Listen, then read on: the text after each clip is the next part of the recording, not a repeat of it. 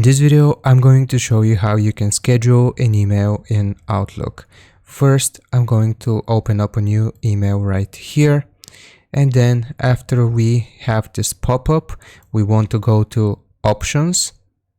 And then you want to navigate to the three dots right here at the very end. So click on the three dots and you should get a bunch of different options. The one that we want to select is Delay Delivery.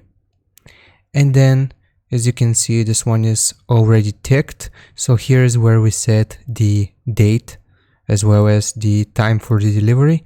But what's really important is the fact that you need to stay online in Outlook when you want this email to be sent. So after you have done this, after you have set the date and time for when you want this delivered, we can just close out of it, and then when you send it, it should be delayed. I hope this video was useful. Don't forget to like and subscribe, and I'll see you next time. Goodbye.